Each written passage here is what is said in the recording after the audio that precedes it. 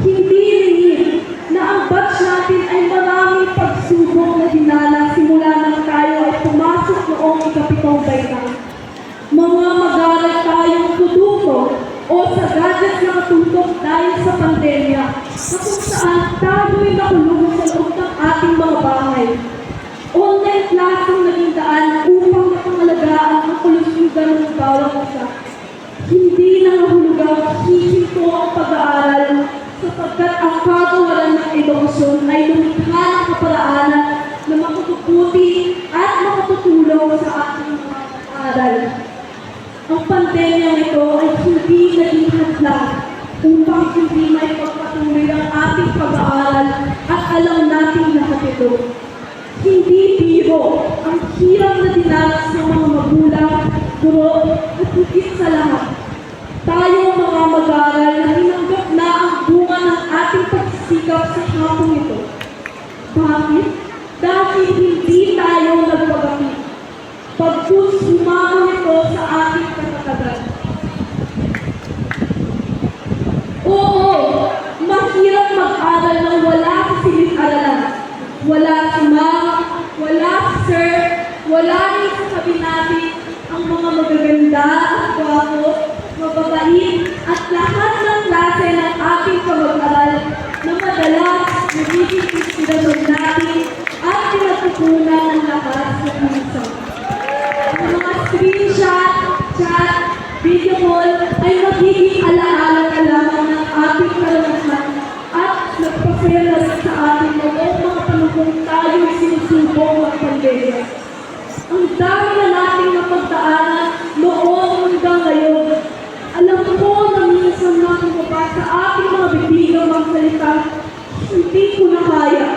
Pagod na ako. Kaya ko pa ba? Ngunit isang katotohanan na hindi tayo sumuko. Magkahalong lungkot at saya ang nadama natin noong mga panahon ng pandemya.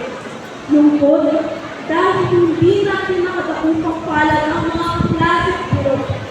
Saya naman dahil nalampasan natin ang pagsubok na humawak sa ating kakayahan at talento.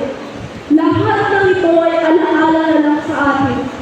Masasabing ito ay isang screenshot na lang sa buhay ng mga mag-aaral na nakatago sa galeriya ng ating mga anak.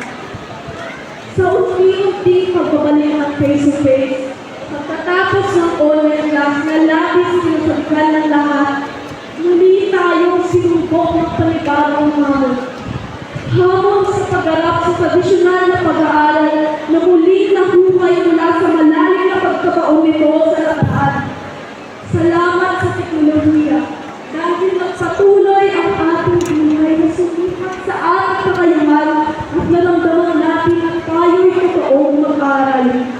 Salamat sa Panginoon, hinawi niya ang takot sa mapinsalang sakit at magbigay sa atin ng motibasyon upang magpatuloy. Inakala natin na normal na ang lahat, subalit hindi inaasahan na nakaranas tayo ng sobrang init. Muli bumalik ang online classes upang maprotektahan tayo mula sa init ng panahon. Sapagkat hindi pwede huminto ang ating mga pangarap at adhikain. Walang makatatalo sa lumalaglag na apoy ng ating edukasyon upang makapagtapos ng pag-aaral. Tayo ay lumipad sa bahay at nagkaroon ng asynchronous classes. Ngunit hindi sumuko ang ating mga guro at walang sawang ginabayan tayo sa nakatutulag na init ng panahon. Sila ang nagsilbing mara sa malabong paglalakbay. Gahul man sa oras, ngunit nangayanan natin ang lahat. Salamat sa mga taong may malasakit, ang DepEd, ang LGU, at ang ating paaralan na agad binigyan ng pansin o solusyon ang mga problema nito. Ang kalusugan ng mag-aaral at mga guro ang binigyan ng pansin. Ganito tayong pinatatag ng pagsubok at naisip ko sa positibong pananaw na ihanda tayong kabataan sa bukas na ating harapin sapagkat tayo'y nakubog ng maraming karanasan. Bago makagawa ng isang diamante na